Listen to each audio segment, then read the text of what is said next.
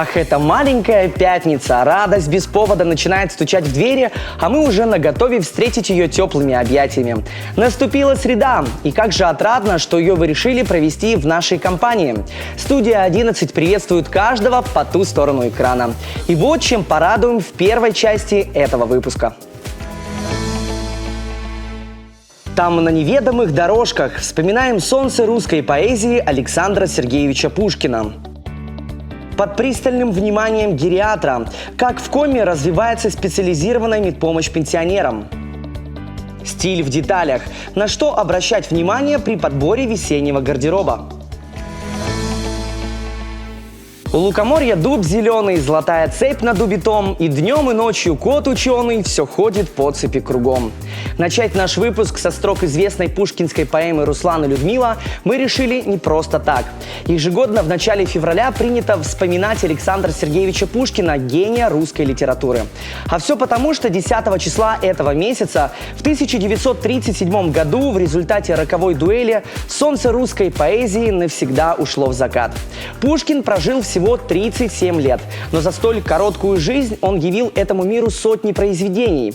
Он писал о любви, о дружбе, о бытовых неурядицах и простых радостях жизни.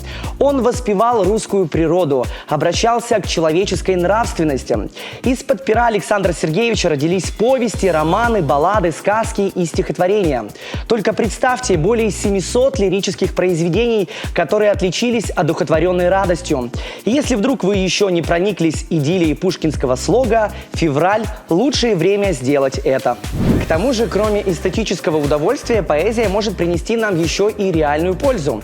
Доказано, что стихотворения способствуют активному развитию мозга. В своих произведениях поэты, как правило, используют завуалированные фразы и метафоры. И чтобы их понять, нашему мозгу приходится ой как поработать. Как итог, у человека начинает улучшаться фантазия. Все это особенно полезно в пожилом возрасте. Бабушкам и дедушкам врачи советуют даже читать стихотворения вслух, чтобы вдобавок ко всему тренировать и свою память. К людям старшего поколения очень важно относиться с пониманием. Но куда важнее отношение пожилых к своему здоровью. Гериатр – это врач, который занимается профилактикой и лечением болезней старческого возраста. Сейчас в коме активно идет становление гериатрической службы.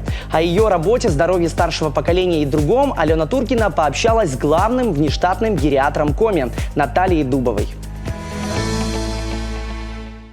Наталья Дмитриевна, какова же средняя продолжительность жизни мужчин и женщин в России? Хотели, чтобы продолжительность жизни прогнозировали было 73 года. К сожалению, ковидная пандемия немножко уменьшила продолжительность жизни, и мы не достигли целевого показателя. Ни для кого, конечно, не секрет, что эликсира молодости не существует. Тем не менее, я думаю, что каждый из нас способен свою продолжительность жизни увеличить. Каким образом это можно сделать? Каких жизненных принципов для этого нужно придерживаться? Конечно, сохранять здоровье с молоду. Это известная пословица, поэтому не злоупотреблять там различными, понятно, курением, спиртными напитками, активно заниматься, оздоравливать себя. А что относится к людям старшего поколения, они накопили опыт, букет заболеваний и синдромов хронических заболеваний. Поэтому наша задача профилактировать, то есть чтобы эти заболевания не углублялись, а чтобы они не было обострения этих заболеваний. Физическая активность. Ежедневно, вы, наверное, все видите, как с палками, скандинавская ходьба люди старшего поколения ходят. На базе физкультурного диспансера подготовлены у нас инструкторы, которые по всей республике свои знания развезли, и на базе центров здоровья при медицинских учреждениях они, в общем-то, обучили еще там специалистов, и у нас есть уже очень активная такая работа с гражданами старшего поколения, направленных на физическую активность. Очень важно, чтобы люди старшего поколения занимались и культурно-досуговой деятельностью. И вы знаете, очень много сейчас центров создано различных досуговых, где они могут песни петь, стихи читать, заучивать, сканворды разгадывать. Это очень важно. Мозг человека должен работать.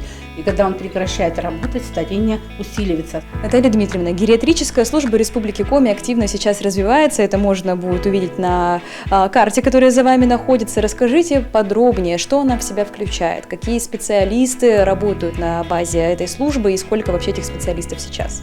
В Республике Коми развивается гериатрическая служба в соответствии с ведущими приказами Министерства здравоохранения Российской Федерации и в рамках реализации федерального проекта по старшему поколению и нашего регионального.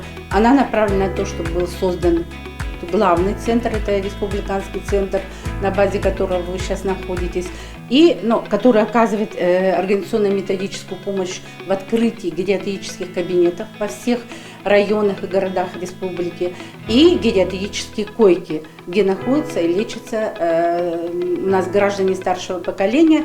У нас на сегодня 12 гериатрических кабинетов. Вот, пожалуйста, видно, вот зелененькие, да, вот эти кабинеты. В городах, смотрите, они везде есть, гериатрические кабинеты, а койки вот красненьким показаны, они как раз еще есть на дневном стационаре в Воркуте. Вот и видно, подготовленные специалисты. Наталья Дмитриевна, влияет ли генетика на продолжительность жизни человека? Ну, если правильно, наследственность, конечно, влияет. Но человек сам формирует свой образ жизни, поэтому много зависит от образа жизни, в каких условиях он живет, соблюдает ли он все оздоровительные мероприятия и как он вообще живет. Береги здоровье с молоду. Наталья Дмитриевна, спасибо вам большое за информацию. Очень хочется, чтобы гериатрическая служба Республики Коми росла и процветала. Благодарим. Будем надеяться на это. На дворе пока февраль, а в воздухе уже так явно пахнет весной. Пора бы всерьез задуматься об обновлении образа. Как говорится, почистить перышки и снять зимнюю шубку. И если ваш гардероб пока еще не готов к весеннему обновлению, мы в компании профессионального стилиста подскажем, что сделать. Дорогие дамы, весна уже не за горами, она прям стучится нам на порог, и магазины уже пестрят весенними коллекциями.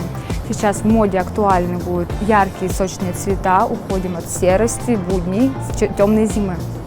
Будут в моде очень выглядеть воротнички отложные, очень хорошие, все еще остаются нашим трендом. Также остается в тренде у нас это кардиганы объемные, крупной вязки, обязательно, чтобы это все видно было и держало хорошую форму. Юбочки. Не обязательно юбочки, никак не отказываемся от них. Это длина миди, либо макси, и мини можно. Обувь уходим от черного, оставляем светлые. Главное, чтобы по длину миди уходил ботиночек.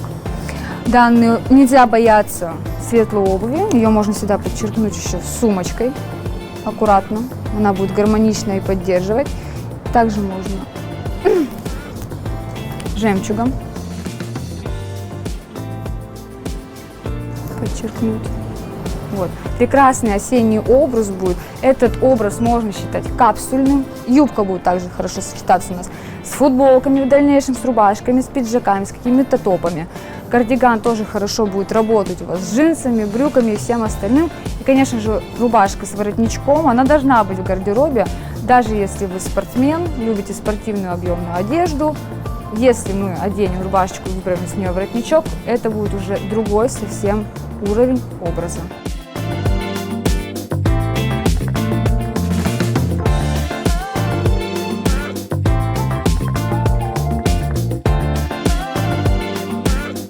Второй образ наш готов.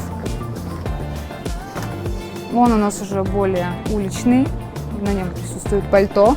Для тех, кто любит темные цвета, но не забываем про яркие акценты, это самое главное.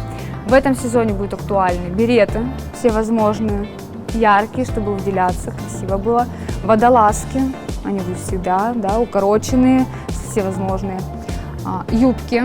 Мини сейчас будет на пике популярности, также это будет красиво у нас смотреться одежда из твида а-ля Шанель. Хоть это и весна, и уже теплеет, но колготки все равно не берем на начало капронки, а именно плотные. К данному образу очень хорошо подходят мощные ботинки со шнуровкой, Мартинсоны, и образ смотрится гармонично. Если выбор идет на пальто, то можно взять более свободного кроя, да, пальто, которым все равно можно сделать акцент на талию, подчеркнуть ее, завязав Можно это сделать даже с помощью обычного ремешка, если у вас есть в гардеробе, чтобы сделать акцент. Не забываем про аксессуары, самая главная вещь, которая нас дополняет. Сумочки, маленькие, аккуратные, красивые. Серьги. Серьги сейчас тоже в этом сезоне актуальны. Асимметрия, необычные, яркие. Вот прям красота.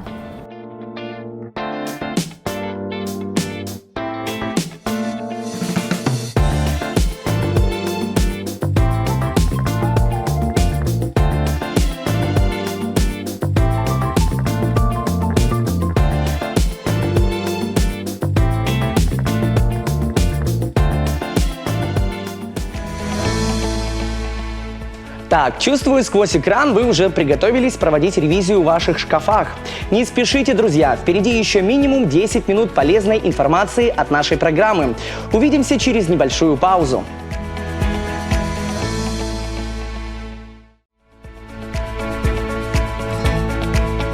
И вновь на ваших экранах преисполненная радостью информационно-развлекательная программа «Студия-11». И поверьте, мы знаем, чем удивить вас во второй части нашего выпуска. Отрываемся от земли. Чем удивительна и полезна аэро-йога? Расслабься, растягиваем мышцы дома. Слово «не воробей» вылетит, не поймешь. О новомодной лексике молодежи. Я отрываюсь от земли и нет, не лечу, а скорее расслабляюсь.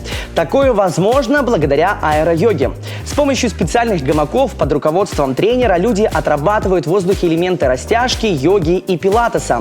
А все для того, чтобы одновременно и расслабить тело, и обеспечить его тренировкой. Подробнее о необычном направлении у специалиста узнала Евгения Кладкевич. Аэро-йогу еще называют антигравитационной, потому что упражнения ты выполняешь не на опоре, не на полу, а вот будучи подвешенным в гамаке. Скажите, все ли упражнения в аэро-йоге являются оздоровительными? В основном упражнения направлены на оздоровление, но также еще на вытяжение позвоночника, на растяжение мышц, то есть можно еще назвать аэрострейчинг, легкое вытяжение мышц ног, рук и всего остального тела. Знаю, что это достигается путем увеличения расстояния между позвонков, то самое облегчение, да, нашего опорно-двигательного аппарата. Скажите, насколько безопасна аэро-йога, потому что многие могут, наверное, подумать, что вдруг я упаду с этого самого гамака и что-нибудь себе, не дай бог, сломаю. В любом случае приходят каждый раз и новенькие, уже продолжающие. Новеньким уделяется больше внимания, постоянно инструктор находится рядом, и поэтому достаточно безопасно. Есть, конечно, позы, которые уже выполняются такими профессионалами, но мы здесь не ставим олимпийских рекордов, поэтому занимаемся аккуратно. Безусловно, развивается вестибулярный аппарат. Тех людей, которых укачивает обычно, они постепенно приходят к этому, мы даем какие-то позы меньше перевернутых, и вот постепенно приходим к тому, что вестибулярный аппарат разрабатывается, и получается еще одна польза. Светлана, вот кому вы можете посоветовать данное направление? Лучше всего подойдет тем, у кого сидячая работа, потому что позвоночник напрягается, возможно, смещаются позвонки. Аэро-йога же позволяет расслабиться, вытянуть позвоночник. Также вообще, в принципе, кто даже хочет сесть на шпагат, например, тому очень полезно, потому что гамак помогает растянуться более мягко и комфортно. Чаще всего для гамаков и для аэро-йоги используется такой материал, как шелк, но у вас, я вижу, здесь совершенно другие ткани. Да, для гамаков используются разные ткани. Бывает, что похоже на балоневую, шелковую, обычную. Гамаки различаются еще по размерам, то есть у нас такой средний размер. Бывает так, что туда можно поместиться полностью всем телом, а бывает так, что ноги, например, ставятся на ручки. Здесь получается один гамак и две вот такие ленты, да? Да, 2 ленты, тут 3 ручки разных уровней для разных упражнений. Иногда гамаки бывают без ручек, тогда упражнения делаются только с гамаком. Многие наверняка заинтересовались, как же можно успокоить и тело, и душу, поэтому смело приходите на аэро-йогу. Спасибо. Расслабиться дома таким образом, конечно, вряд ли получится, а вот с помощью специального комплекса упражнений от тренера по растяжке легко. Делаем наше тело стройнее и грациознее, а еще готовимся к положительной проработке суставов. Главное делать все максимально аккуратно. Сейчас я вам покажу комплекс упражнений, которые вы можете выполнять в домашних условиях. Нам понадобятся кубики, или вы можете вместо кубиков взять книги, стопки книг. Ставим друг напротив друга, шагаем одной ножкой между кубиков. Задняя нога не выворотна, она стоит прямо. Ручки сзади собираем, лопатки склеиваем. Ножки у нас натянуты, колени прямые, и мы наклоняемся параллельно полу. Плечики у нас на одном уровне. Таким образом мы растягиваем внутреннюю часть бедра и подколенным суставом. И спокойненько тянемся 8 счетов по 2 раза. Затем кладем ручки на кубики.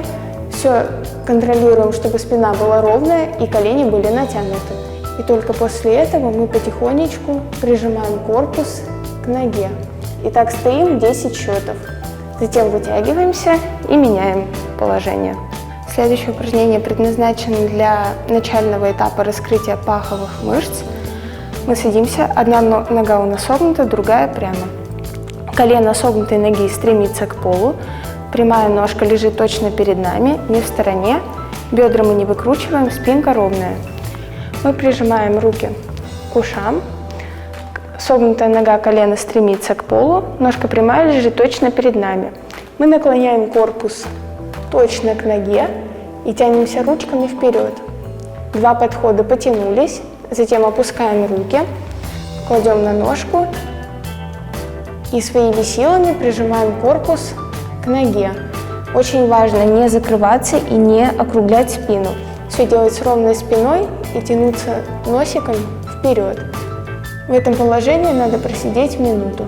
Прижимаем себя и вытягиваемся, затем меняем положение. Последнее упражнение предназначено для гибкости спины. Это очень важно, потому что чем взрослее мы становимся, тем больше у нас появляется проблем со спиной и с позвоночником. Мы ложимся на живот, обхватываем щиколотки с внешней стороны и вытягиваем ножки и ручки наверх, туда и обратно ложимся. Такое упражнение можно повторять 10-20 раз, оно вам особого вреда не принесет, только пользу. Ручки наверх выпрямляем и обратно ложимся. На этом мой комплекс упражнений закончен. И мой совет для новичков. Вы можете заниматься в любой комфортной для вас одежде. Это могут быть шорты, лосины, майка, топик и так далее. Всем до новых встреч! Отцы и дети. Проблема актуальная и в тургеневском 19 веке, и в нашем 21. Серьезно, порой кажется, что молодежь и старшее поколение говорят на разных языках. А может, так оно и есть? Ответ на этот вопрос искала на улицах столицы Коми Алена Туркина. Не секрет, что ни один язык не может оставаться статичным. Время идет, все меняется. Вот и устаревшие слова постепенно покидают поле. Но на их замену выходят новички. И они, как правило, быстро входят в речевой оборот молодежи. Маяковский по праву считается одним из новаторов в словообразовании. Кубофутуристическое течение в литературе, чьим ярким представителем он был, предполагает создание новых форм для нового времени. Молоткастым и серпастым паспортом, извлеченным из широких штанин, гордился поэт. За драгоножество фаворитка Николая II балерина Кшесинская получила дом в поэме «Владимир Ильич Ленин». К сожалению или к счастью, эти слова в 2022 услышишь нечасто. А вот хайпит в интернете каждый пятый, каждая вторая 16-летняя девчонка вздыхает по своему крашу, да и порофлить над своими друзьями хочется, наверное, каждому. Да-да, эти слова используются в обычной жизни, и уже не в рамках кубофутуристического течения. Это молодежный сленг. Проверим, смогут ли жители нашего города ответить на вопросы и не выглядеть при этом кринжово. Знаете ли вы, что такое байтить? Без понятия. Откуда я знаю? Я коми мужик, чего не знаю. Байтить — это значит на что-то провоцировать, то есть провокация на какое-либо действие. Скажите, пожалуйста, что такое рофлить? Рофлить? Ну, типа, потешаться, смеяться. Рухлять, значит. Рухлять. Рухлять. Мы вот два рухлять идем. Токсик – это токсичный человек, который может вгонять в абьюзивные отношения, как бы современному. А кто такие токсики? Тоже. Это что, это же с мультика все, наверное. Ну, это, наверное, те, которые нарушают границы других людей. Токсики рофлят. Что это значит? Но рофлят это шутят, вот, а токсики это люди, которые ну, негативят постоянно. То есть они всегда чем-то недовольны и так далее. Что такое вайб? Качать. Атмосфера, типа, ну да, Скажем, вот. наверное. Что такое кринж? Кринж, ой, не могу сказать. Моя жизнь это кринж. Девочки, переведите мне, пожалуйста, с молодежного на литературный русский. Что такое кринж? Стыд, кошмар, А рофлить? смеяться. Отлично, вы пока справляетесь лучше, чем ваша подруга. Что такое токсик? Токсик. Тусуются, значит. Токсик. Не понимаете. Правильно говорю? Кто такой все-таки краш? Это я. Предмет обожания.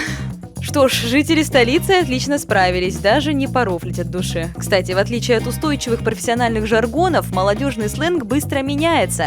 Вероятно, это самая подвижная часть языка. Словарный состав русского языка очень большой, и поэтому те слова, которые попадают, они не сразу попадают в фонд русского языка. И какое-то время они существуют на периферии.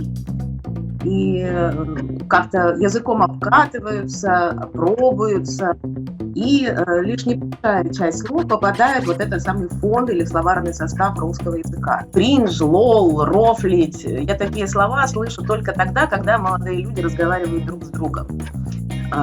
И это вполне нормально, это естественно, потому что для их общения эти слова нужны, они выполняют какую-то важную роль, могут охарактеризовать явление, но очень часто молодые люди понимают, что используя такие слова в разговоре со взрослыми или хотя бы в магазине, или еще где-то, где не молодые люди, скажем так, они понимают, что тогда общение не получится, потому что люди не всегда понимают, что такое кринж, я не знаю, лол, вот эти слова, которые вот мне сейчас вспомнились, но я очень много не знаю таких слов.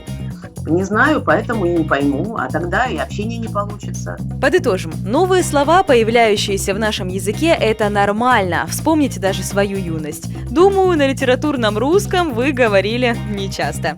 Друзья, а молодежный сленг лучше оставьте молодежи. В глазах зумеров и поколения альфа молодящийся миллениал выглядит как минимум как старпер. А вот чем точно богаты и взрослые, и подростки, так это изобретательностью. Сыктывкарские любители холода, например, пользу для здоровья нашли в закаливании. Моржеванием занимаются каждый день. Перед заходом в ледяную прорубь разминаются. Испытание тела на холодную прочность, как видите, требует не только смелости, но и правильной подготовки.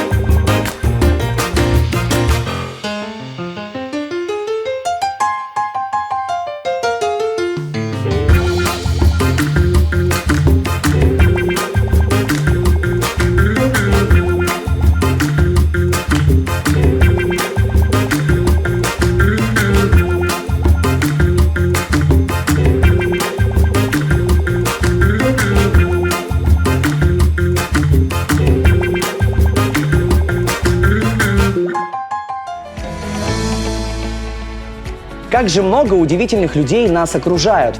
От кого-то мы черпаем вдохновение, а кого-то вдохновляем сами. Команда «Студии 11» желает, чтобы второго в вашей жизни было чуть больше. Увидимся уже завтра, а пока полный вперед на пути к большим свершениям. Пока, друзья!